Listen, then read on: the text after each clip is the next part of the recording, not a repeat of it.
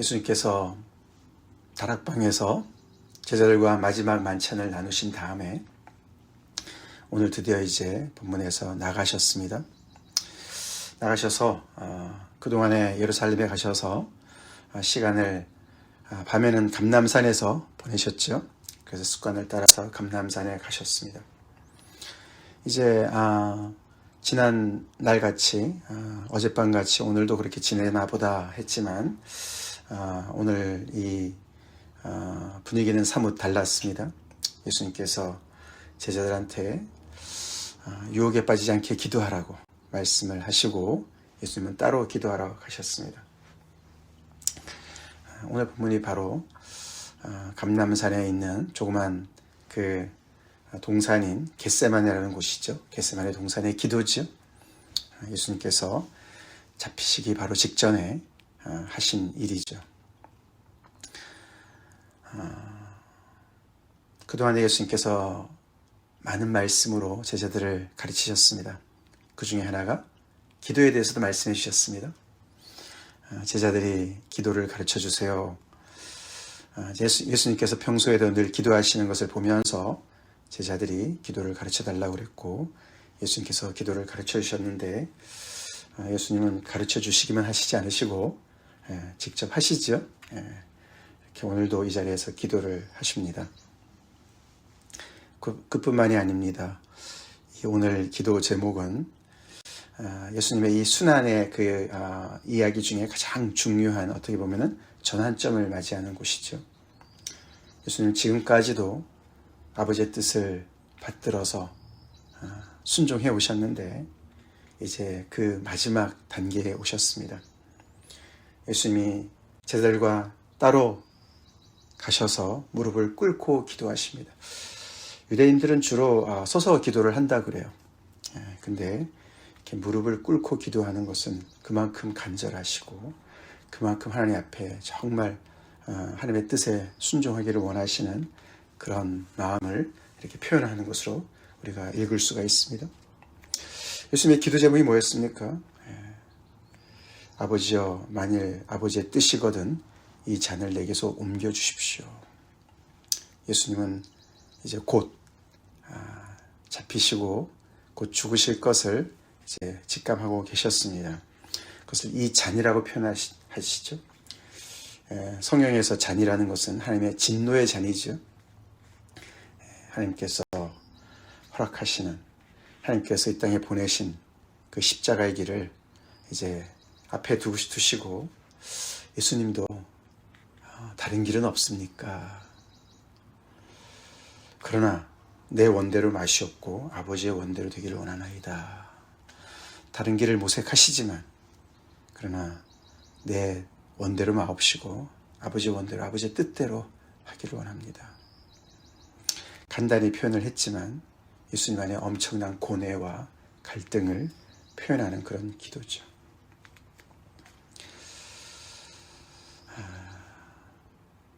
누가는 한 번 기도를 이렇게 기록을 합니다. 그렇죠? 우리가 다른 마태나 마가복음에 보면은 예수께서 3번 기도를 하시는데 그 기도를 간절히 얼마나 간절히 했는지 아버지의 뜻을 온전히 얼마나 정말 찾고 구했는지 사실 예수님이 하나님의 뜻을 지금까지 아시고 오셨고 사실 예수님이 공생을 시작하시기 전에 광야에서 40일간 금식하실 때 사단의 또 시험을 받지 않으셨습니까?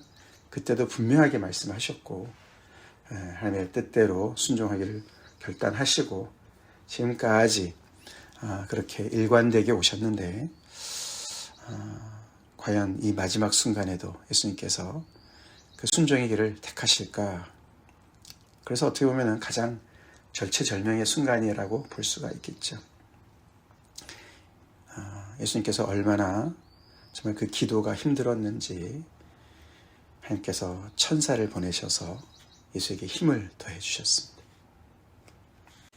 그리고 그 기도가 얼마나 힘들었는지 예수께서 힘쓰시고 애써서 더욱 간절히 기도하실 때 땀이 떨어지는데 그것이 거기에 피가 같이 묻어서 아마 떨어진 것 같죠. 땀이 땅에 떨어지는 핏방울 같이 되더라. 극도의 스트레스와 그런 공포 속에 있을 때 이게 의학적으로도 가능하다 그럽니다. 그래서 이 땀구멍을 통해서도 모세혈관이 터져서 피가 나올 수도 있다고 그래요. 그만큼 예수님께서 이 기도의 자리에서 하나님과 씨름하는 그런 모습을 보여주십니다. 기도는 그냥 우아한 것이 아니죠. 폼 잡는 장소가 아니었습니다. 정말 아버지의 뜻을 다시 한번 타진하는 자리였고, 힘들지만 아버지의 뜻에 순종하려고 자기 자신을 처복종시키는 그런 자리였습니다. 아버지의 뜻이 분명하다면 이 길을 갈 수 있도록 힘을 주십시오. 그렇게 하나님 앞에 나아가는 자리였습니다. 하나님께서 힘은 주시지만 다른 길을 주시지는 않으셨습니다. 이 시험을 통과할 수 있도록 하시는 것이죠. 면제를 시켜주시는 것이 아니고. 예수님은 또 다시 한번 우리에게, 또 제자들에게 기도를 가르쳐 주시는 줄로 믿습니다. 기도의 자리는 우리가 아버지를 설득하는 자리가 아니죠. 아닙니다. 우리는 기도의 자리에서 아버지의 뜻을 구해야 될 줄로 믿습니다.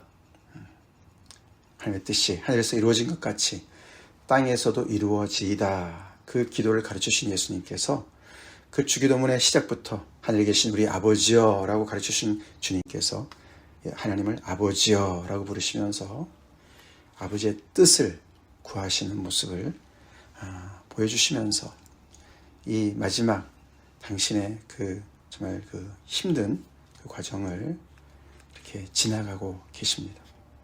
가르치신 말씀대로 그대로 시행하십니다. 예수님 왜 이렇게 힘들어 하셨을까?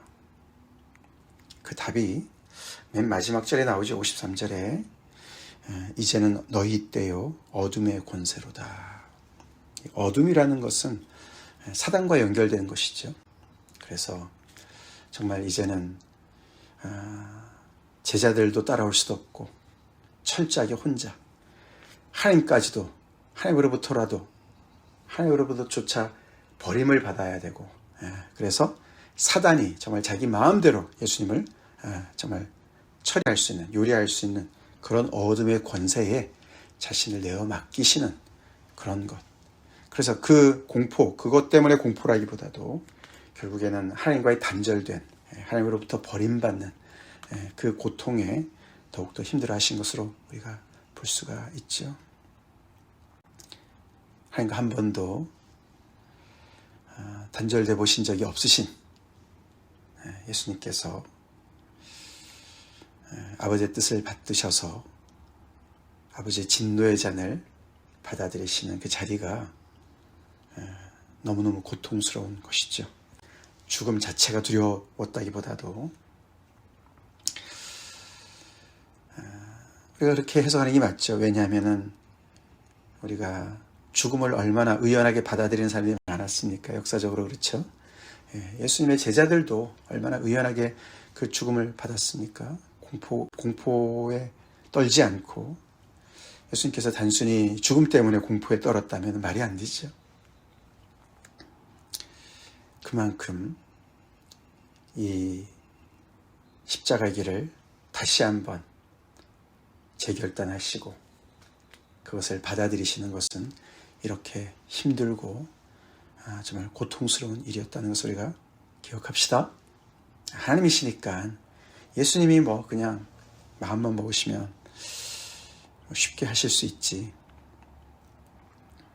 그만큼 죄사함의 길은 힘들었고 구원의 길을, 우리에게 영생을 허락하시는 길은 많은 코스트를 치러야 됐다는 것을 우리가 잊지 말아야 되겠습니다.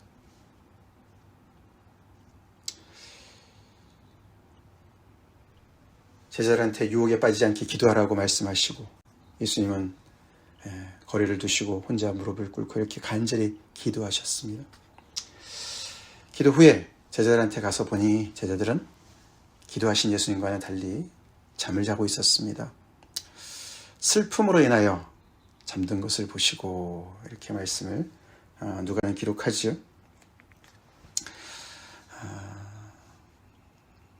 그들에게 어찌하여 자느냐, 시험에 들지 않게 일어나 기도하라. 예수님과는 굉장히 대조적인 모습을 그리고 있습니다. 그 말씀을 하시는 중에 무리가 와서 결국은 가룟 유다가 앞장서서 예수님을 결국은 이들이 체포하러 오는 거 아닙니까? 그래서 이런 말씀을 하시는 중에 이 상황이 급하게 아주 그냥 급물살을 탑니다. 그렇죠? 그냥 완전히 그냥 맞닥뜨려지는 그런 현실로 받았습니다. 무슨 이유에든지 기도하지 못하고 잠든 제자들에게는 잠이 깨기도 전에 이렇게 한 무리가 쳐들어와서 예수님은 거기에 순순히 응하는, 체포되는 그런 상황을 맞게 되는 것입니다. 마치 예수님께서 예루살렘 성전이 무너질 때 많은 징조를 말씀하시고 인자가 올 때 그 많은 징조를 말씀하실 때 이 모든 그날이 덫과 같이 임하지 않도록 너네가 항상 기도하고 깨어 있으라 라는 말씀이 그냥 여기서 딱 보여지는 거 아닙니까? 그렇죠? 기도하시던 예수님은 이 상황을 기도 가운데 확신을 가지시고 힘을 얻으시고 이 상황을 직면하시는 반면 무슨 이유라든지 잠들었던 제자들은 갑작스럽게 덫과 같이 그 상황을 맞닥뜨리게 되었다는 것이죠. 어찌하여 자느냐, 시험에 들지 않게 일어나 기도하라. 예수님을 위해서 기도해달라고 말씀하시는 게 아니죠. 그렇죠? 이들이 맞닥뜨릴 이 상황, 그래서 이제 곧 예수님을 정말 이렇게 붙잡아 가는 이런 무리들 앞에 제자들이 어떻게 정말 처신해야 될 것인가, 어떻게 반응해야 될 것인가, 그 이후에 그들이 어떻게 믿음을 지키고 예수님의 말씀을 잘 기억하고 정말 서 있어야 될 것인가. 베드로한테 어제 본문에서도 그렇죠. 너가 닭 울기 전에 나를 3번 부인할 거야 라고 말씀하셨는데 두려워서라도 있어야 되는데 정말 이들이 슬픔에 정말 짓눌려서 마음이 둔해진 것 같죠. 우리 지난 주일 본문에서는 우리가 기도를 못하고 깨어있지 못하는 이유가 방탕함과 술 취함과 생활의 염려로 마음이 둔해질 수 있다. 여러 가지로 우리는 마음이 둔해질 수가 있습니다. 그렇죠? 우리의 마음이 사로잡힐 수가 있어요. 그만큼 우리의 마음은 참 연약하죠? 연약합니다. 한 가지로 그냥 사로잡혀요. 그러면 그거밖에 생각을 안 해요. 우리 그래서 무릇 지킬 만한 것 중에 마음을 지키라고 하시는 말씀 잘 기억합시다. 이것저것 정말 너무 정신이 없지만 예수님도 그 마음을 딱 지키시죠. 그리고 하나님 앞에 기도하시고 하나님의 뜻을 확인하시고 하나님께서 주신 힘을 가지시고 중심을 잘 잡고 이 무리들을 대하십니다.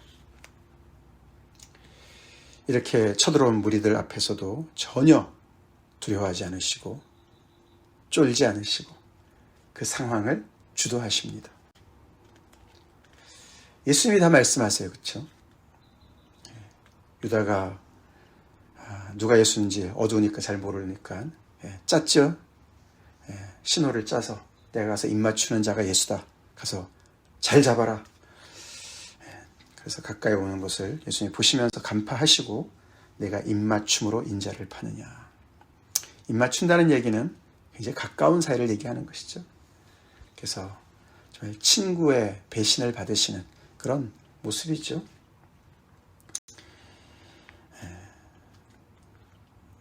그래서 가룟 유다의 모든 의도를 이미 다 아시고 그것을 그냥 순순히 받아들이신 예수님께서 말씀하시고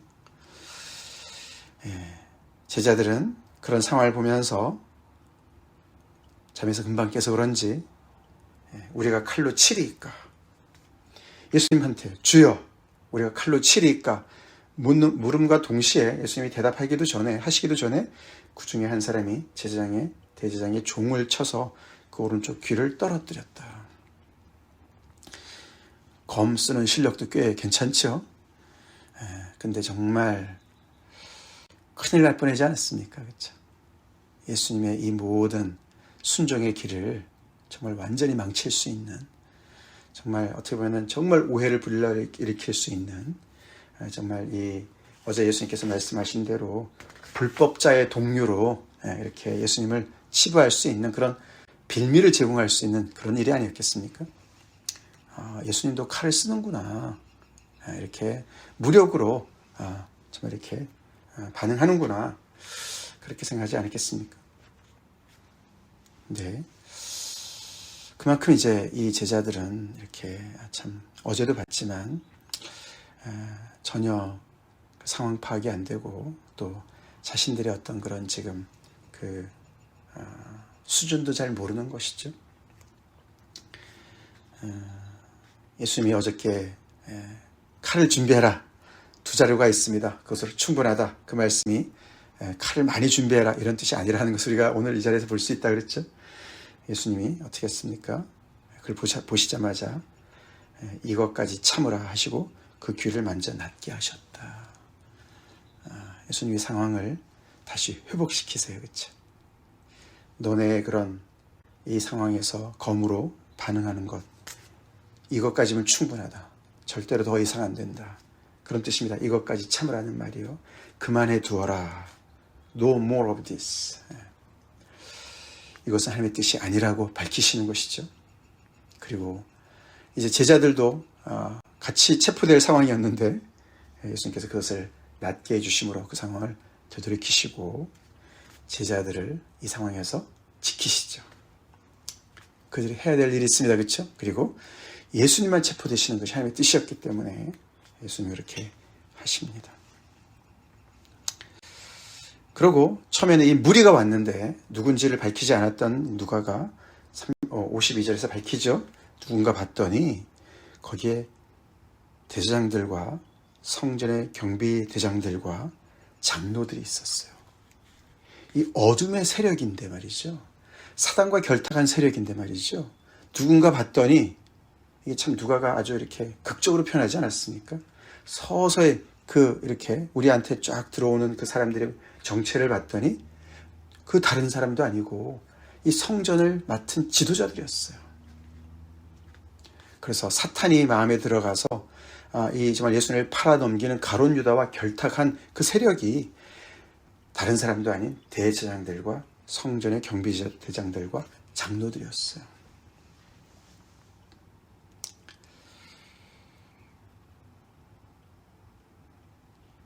예수님을 제거하기를 계속 음모를 꾸몄던 그 자들이 자기의 뜻을 이룹니다. 그래서 그들은 자기의 뜻을 이룬다고 생각했지만 결국은 누구의 뜻을 이루는 겁니까? 그들을 뒤에서 배후에서 조종하고 있는 사단의 뜻을 이루는 것이었어요. 너무 무섭지 않습니까? 이들은 만반의 준비를 하고 왔습니다. 검과 몽치를 들고 왔습니다. 곤봉을 들고 왔다는 얘기죠. 검이랑 곤봉을, 강도를 때려잡으려고 하는 것과 같이. 예수님이 다 말씀하시죠. 너네가 검과 몽치를 가지고 강도를 잡으러 왔느냐? 내가 날마다 너희와 함께 성전에 있을 때는 내게 손도 대지 못하더니, 그렇게 말씀을 하십니다. 이들의 수법을 다 간파하고 계시는 것이죠.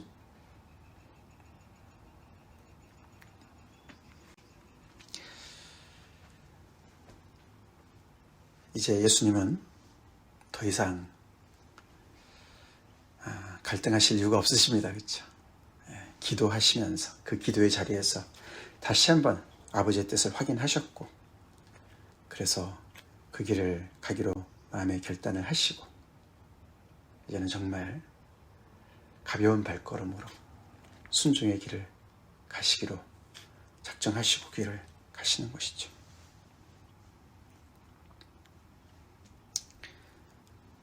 그랬기 때문에 구원이 이루어졌습니다. 그랬기 때문에 우리에게도 복음이 가능해졌습니다. 예수님과는 너무나 거리가 먼 예수님의 제자들, 어제도 말씀을 드렸지만 그들의 수준 때문에 예수님은 절망하지 않으셨습니다. 예수님은 그들을 여전히 보호하십니다. 하나님께 맡기십니다. 하나님의 때를 기다리십니다. 그리고 당신이 가실 그 길을 정말 본을 보이시면서 가십니다. 오늘 이 예수님의 이 행보에서 우리가 정말 참 마음에 깊이 와닿는 것은 기도하시는 예수님이시죠. 겟세마네 동산에서 기도하시는 주님, 겟세마네 자리까지 주님과 함께 가려 하네 우리가 오늘 여기까지 따라옵니다. 체포되는 자리가 거기였지만 그 전에 기도로 준비하신 주님을 봅니다. 겟세마네라는 곳의 뜻이 가트가 그게 틀이라는 포도주 틀이라는 뜻이고 세마이가 그게 기름이라는 뜻이에요. 그래서 이 감람류를 짜는 틀이 있는 곳을 겟세마네다. 예수님이 오늘 여기 보면은 그렇죠. 정말 예수님을 쥐어 짜듯이 기도의 자리가 그런 자리였죠.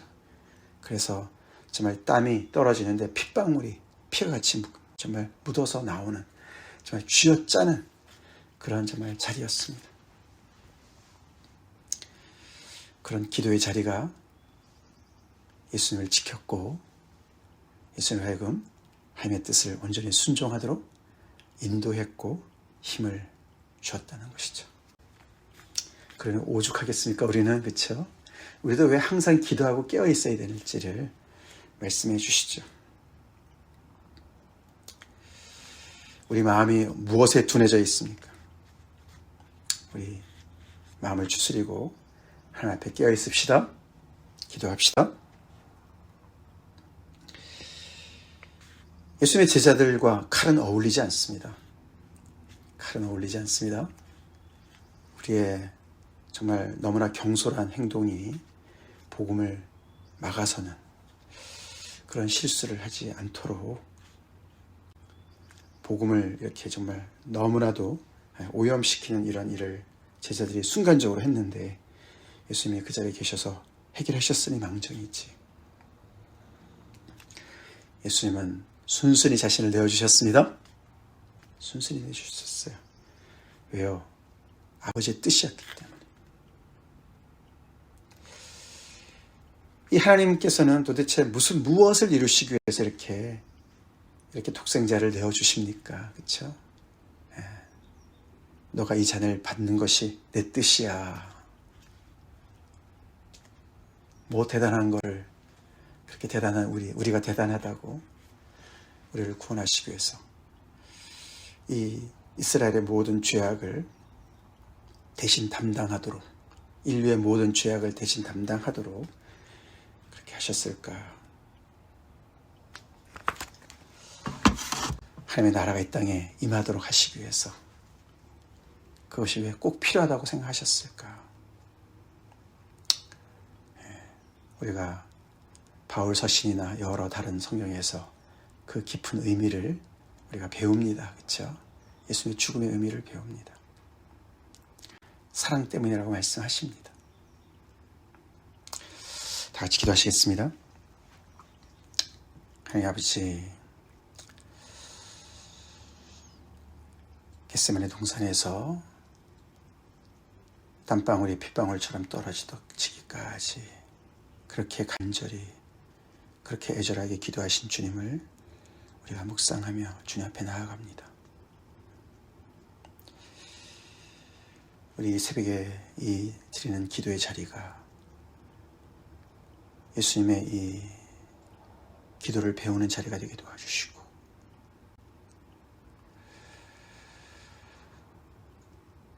십자가의 길을 순종하시고 가신 그 사랑을 더 깊이 알아가는 자리가 되게 도와주시고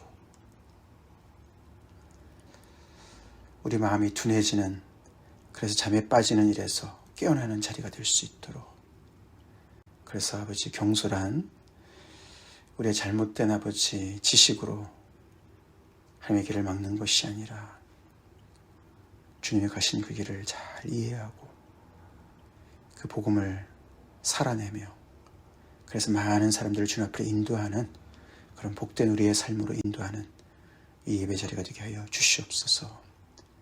주님의 그 아버지 정말 고통의 자리를, 고통의 그 아버지 깊이를 더욱더 조금이라도 아는 이 시간 되게 도와주시옵소서. 우리를 일깨워 주시고 기도로 깨어있는 저희가 될 수 있도록 인도해 주시옵소서. 예수님 받들어 간절히 기도 올리옵나이다. 아멘.